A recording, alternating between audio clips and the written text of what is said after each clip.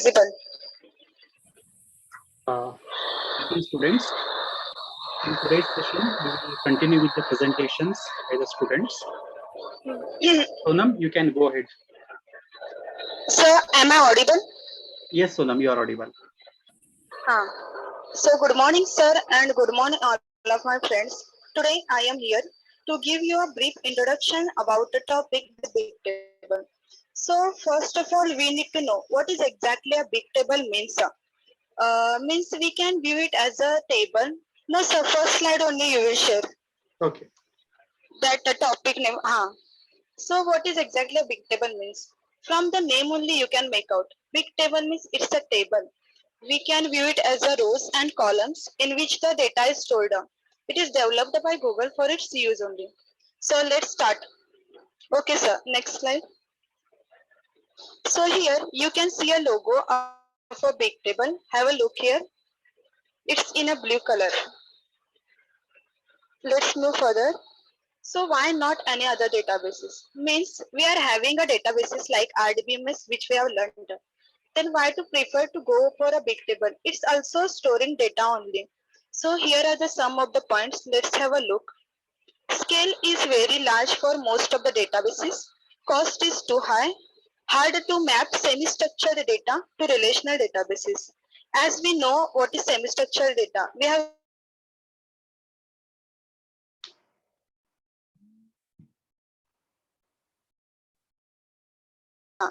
so here, semi-structured data is both. That is a combination of a structured and unstructured data. Means we will be having a rows and columns, but they are not in a systematic ways. Let's move. That is non-uniform fields make it difficult to insert the data. Mostly suitable only for a structured data. Structured data means it should be systematic rows and columns. Exactly rows and exactly columns. Let's move to other slide. Motivation for big table. That is why the Google has introduced this big table concept. As we know that Google has a lot of data and also scale of data is too large, even for commercial databases. Even though Google is best known for its reliable and fast services, but what's there working behind the scene is nothing but big table because it is the place where actually everything is stored. So let's see the points here. Google's increasing storage require database with a wide scalability, wide applicability, high performance, and high availability. Cost of commercial database. Building system internally would help in using it for other projects with a low incremental cost. Low level storage optimization can be done. So these are the points which have motivated Google to build the storage model like a big table. Let's move further. So here I am going to give you the brief introduction of what is Bigtable is. Bigtable is created by Google in 2005. Means it is created by Google for its own use because as we have seen in the previous slide, they were having a problem of storage. So they have introduced this Bigtable concept. It is maintained as proprietary in-house technology. So what is in-house? In-house refers to conducting or developing the activity within a company instead of relying on outsourcing. Means Google has developed a Bigtable just for their use, not for outsourcing. It is being used by Google services since 2005. It is not a database design, it's a storage design model. As I said, it's not a database. It's there in the form of a table that it contains rows and columns, but it's just a storage model, not a database. Let's move to the next slide. So what is exactly a big table? Big table is a sparsely populated table that can scale to billion of rows and thousands of columns, which allows to store terabytes or even petabytes of data. It supports high read and write throughput at low latency. Bigtable is distributed storage system for managing a structured data. As I said, structured data means it will be in the proper format, that is in the form of rows and columns. Exactly it should be there. Then Bigtable does not support a full relational data model as it uses semi-structured data. It is scalable and self-managing. Self-managing refers to the ability to control and manage its works. This is done through the master server, which we will learn afterwards. What is master server means? It is designed to scale to a very large size, that is petabytes of data across thousands of commodity servers. Just think, it stores about petabytes of data. It is used by other Google products including Google Search, Google Analytics and Google Earth, and a part of Google's platform as a service. Means the softwares or platforms which are provided by Google's platform as a service, also their data is stored into the big table only. Let's move ahead. Implementation means how we can implement this big table, means how it works, which are the servers. So let's have a look. Big table has a three components, that is master server, tablet servers and chubby client server. So here master servers means it assigns the tablets to the tablet servers. It also balances the tablet server load, also detects the loss or addition of a tablet servers, and performs garbage collection also. As we can make out from master, master means it's like an admin server there which handles everything. Then second one is a tablet server. It dynamically added or removed to handle the workload. Means tablet server is actually the server who works there. Then chubby client library server. It links the master server, many tablet server and all clients. Means here chubby client is the connector between the master server and the tablet server. Let's move to the next slide. Here you can see this is the architecture of Google's big table. Have a look here. As we can see, whenever a client reaches to the big table, it metadata operation is performed and it is connected to the big table master. As I said, big table handles everything, that is garbage collection, load balancing. Big table provides the tablet to the tablet server here, and tablet server is the main who like a worker who performs the read write operations here. As we can see there in the green box, the chubby server, it's the connector between the master server and the tablet server. Have a look here. This is how the big table works. Let's move ahead. So here are some of the features of a big table which it provides. Let's see one by one. Distributed. So firstly, distributed means a distributed system is a system whose components are located on a different networked computers which communicates with each other by passing messages to one another from any system. Then second one is a column oriented. Then what is exactly column oriented means? A column oriented database stores data by columns rather than by the rows. However, by storing the data in columns rather than the rows, the tables can more precisely access the data it needs to answer rather than scanning and discarding unwanted data in rows. Then as we have here multidimensional, high availability, high performance. Yes, exactly, it provides a high performance. Self-managing, as I said earlier, self-managing means it manages its work easily. This because it has the ability to control and manage its work. This is done through the master server, as I said, and then the store system. Let's move ahead. Big Table API provides functions for. So what is this Big Table API? Big table means it supports the high read and write throughput at a low latency. It does not support the relational databases, so that they have their own APIs for inserting rows and columns. So these are the functions which it provides to its users, like creating or deleting the tables and column families, changing cluster, table and column family metadata such as access control rights, support of single row transaction, filtering rows from result. Client support scripts can be executed in the address space of a servers. Client's applications can, what a client can do here, write or read the values, look up values from individual rows. These clients can look and fetch the values from individual rows here. Let's move to the next slide. So uses means, as I said, Big Table is developed by Google for its personal use, means to store its personal data, like which of the products Google provides, that all the products data is stored on in the Big Table only. So here are some of the examples, that is used by more than 60 Google products. Have a look here. More than 60 Google products data is stored in the big table only. For example, Google Analytics, Google Finance, personalized search, Google Documents, Google Earth, Google Fusion Tables, and many more are there. Let's move further. Here you can see some of the applications which Google provides, like Google Photos, Google Calendar, Google Map, Google Documents, and Google Drive. Means whenever we upload any photos or files into the Google Drive or Google Photos, it actually stored in the big table server. Means now we know that how whenever we upload something on the Google's cloud, it is actually stored on the big table. It's not a database. It's a storage model which is developed by Google. Have a look here. Go ahead. Then why? Let's move to the next slide. Why big table? Means we are having a RDBMS like many more databases are there. But why one should prefer to use a big table? Big table only. So let's see some of the points here. Scale is large, more than 100 TB of satellite image data, millions of users and thousands of queries processed per second. Just have a look. Thousands of queries are processed per second. We can't think of whole day here.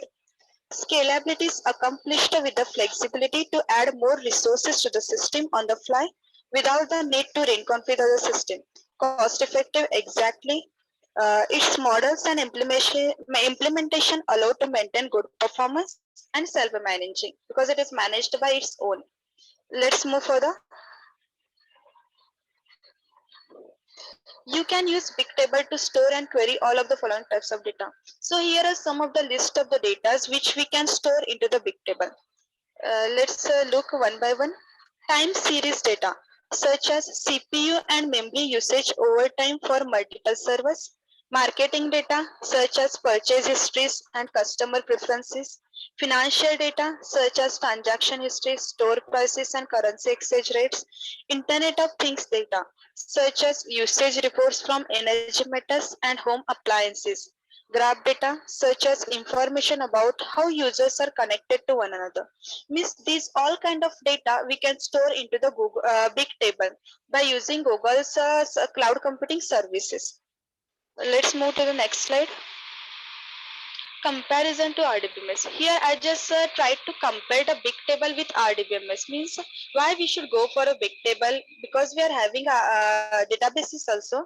But what is the difference between them both? Let's see. It provides the different interfaces to clients compared to RDBMS. Schema is flexible, whereas in RDBMS schema is rigid.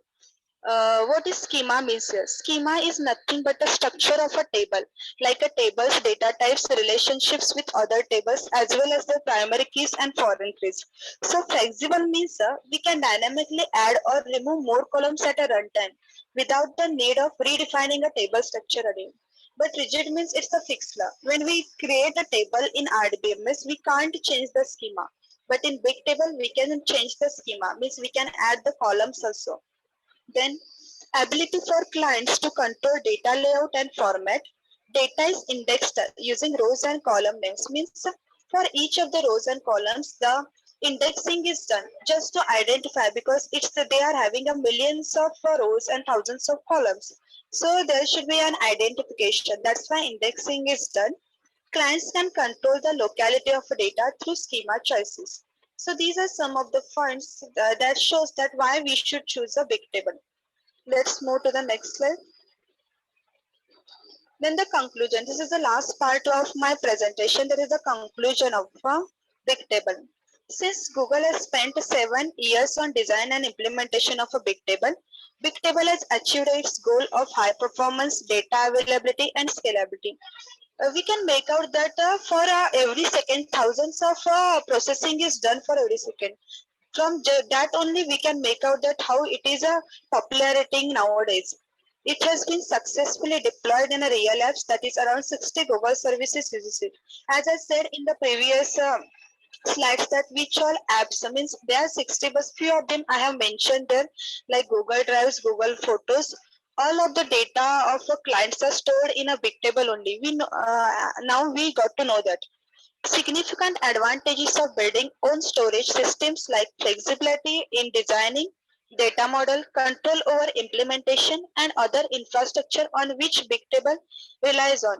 Overall, Bigtable has been a great success at Google considering the number of apps using it. As we know, Bigtable is nothing but a table which contains the rows and columns in which the client's data is stored. Let's move ahead. So, thanks for listening. So this is a brief information about a Google Bigtable which I tried to convey you all. Thanks for listening. Thank you, sir. Wonderful presentation, Sonam. You had pretty much covered in and out of Bigtable, starting from its origin and how it evolved and what type of data is stored, what are the applications which uses this Bigtable. A really good presentation, a good collection of data here. Give her a round of applause. Thank you, sir. Thank you, sir. This is the content what she has collected. It should be a role model, a kind of a model for everybody. The kind of the varieties of data starting from its origin and why it is required, how they developed, everything is summarized very in a precise manner. Yeah, I should say I should really appreciate Sonam here. Good work, Sonam. Thank you, sir. Yeah. Let's move further. Now Ajay can. Yes, sir. With his presentation. Okay, Ajay, sir. I will make you as a host so that you can present. Okay, sir.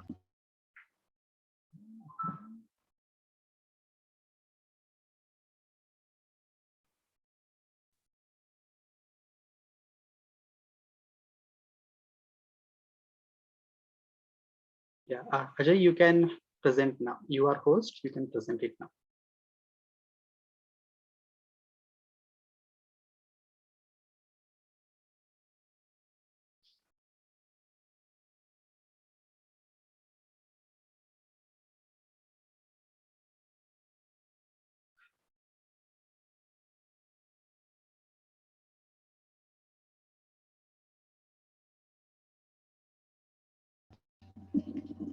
So is my voice audible?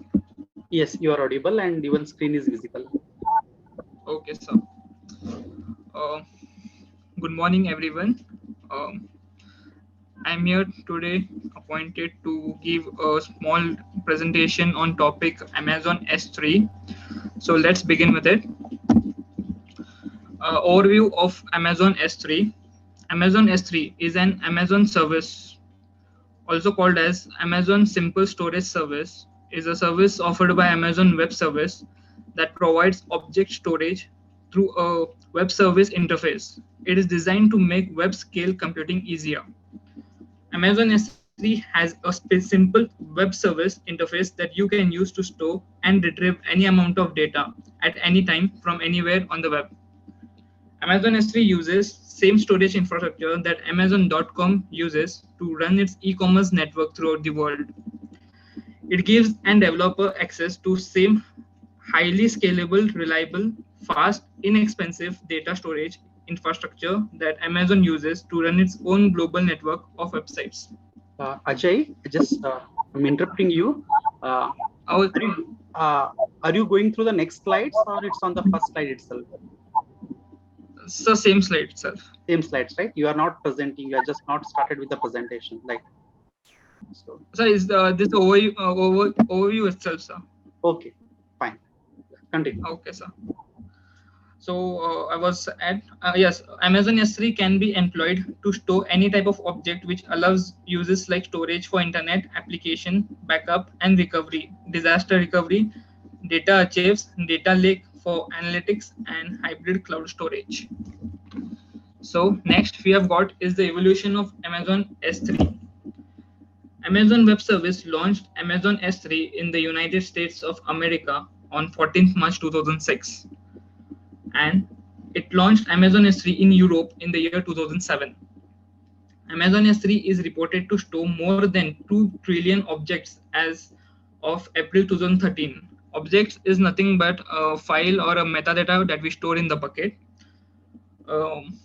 Amazon S3 reported 14 billion, that is 14 billion objects in January 2008, 29 billion objects in October 2008, 52 billion objects in March 2009, 64 billion objects in August 2009, and 102 billion objects in March 2010.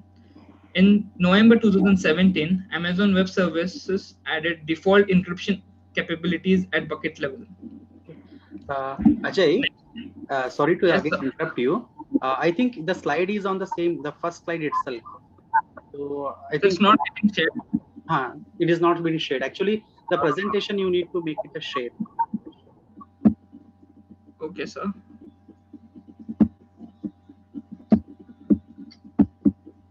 The slides were not moving on our side here.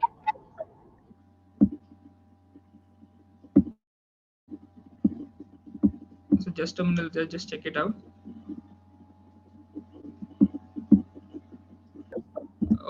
Okay, sir. Okay, so features of Amazon S3. We have got storage classes, bucket policies, AWS identity and access management, access control list, and versioning operations. So let's have a quick glance at each of these topics. First, we have got is the storage class. Amazon S3 offers a range of storage classes designed for different use cases.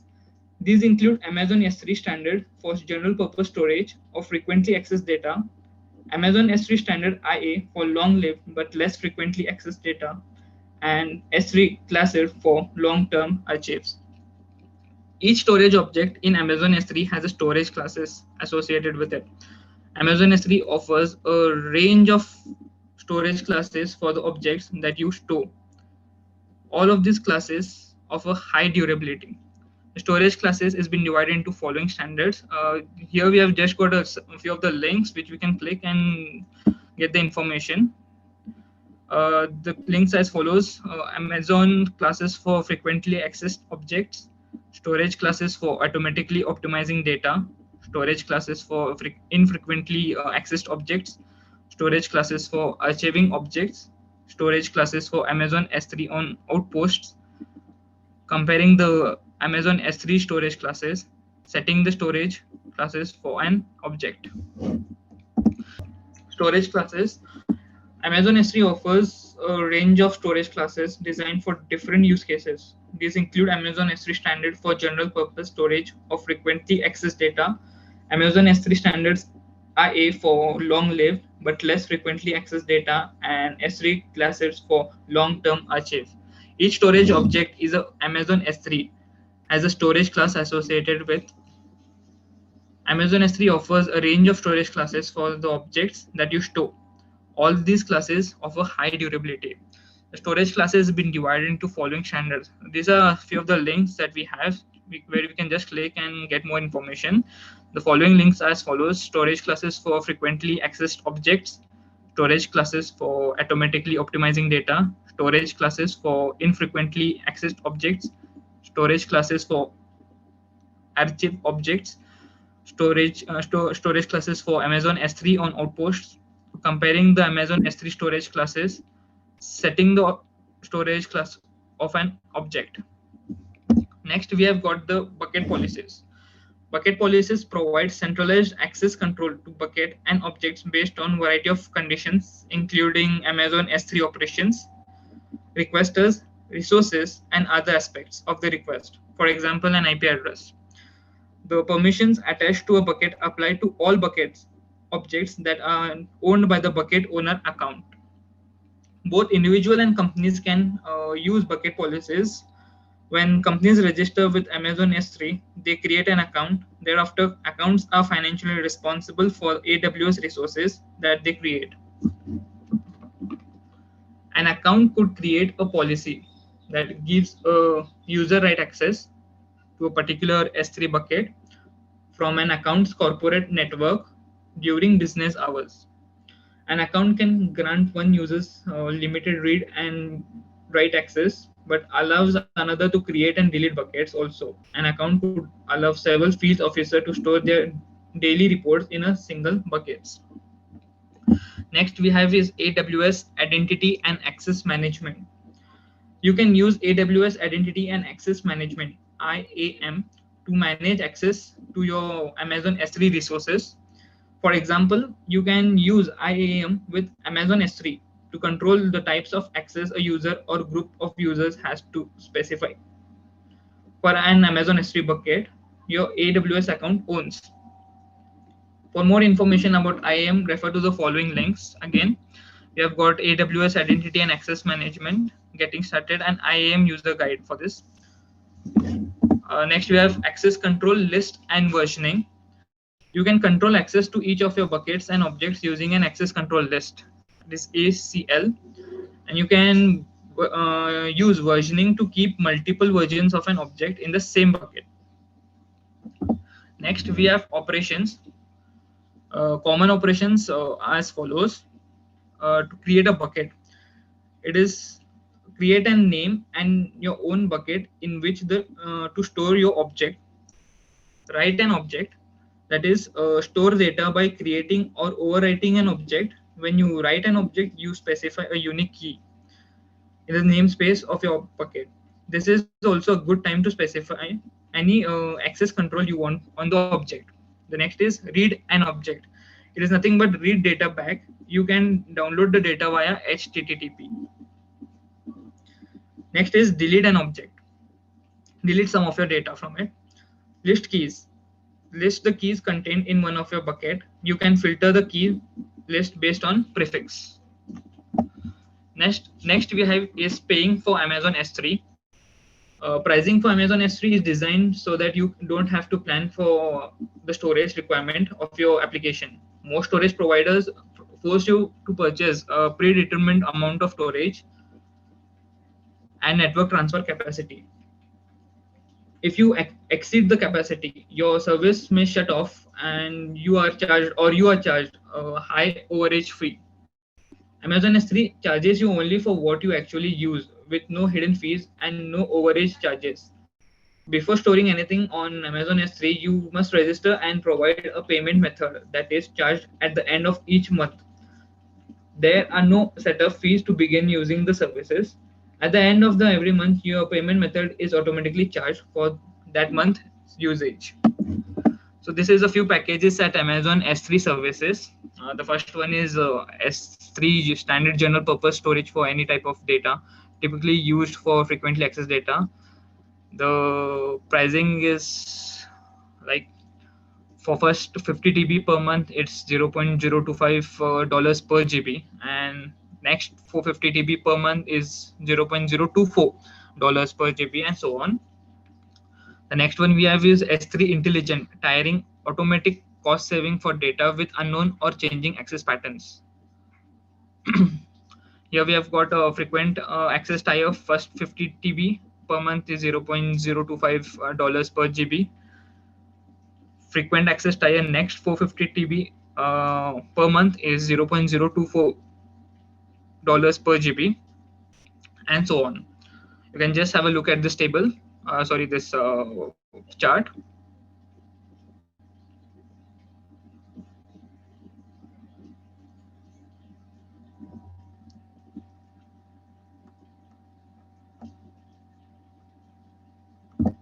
The next one we have got is the system requirements. The first one is memory requirements. Base RAM, it is 1 GB, required for kernel and system operations. System RAM, that is 16 GB or more for best results, that is for paired with CPU by instance. Additional RAM, 1 GB per TB of deduplicated storage, recommended for best performance. Next is storage requirements. Boot disk, that is 100 GB hard disk for system disk, and networking requirements, that is up to 120 MB per second high IO instances. It is 1 GBE, that is gigabits Ethernet, 1 GBE. Small to large instance provides up to 1 GBE connectivity. Use increased network throughput. So this is all I had to present on the topic Amazon S3. Thank you. Thank you, Ajay. A good collection of data here as well.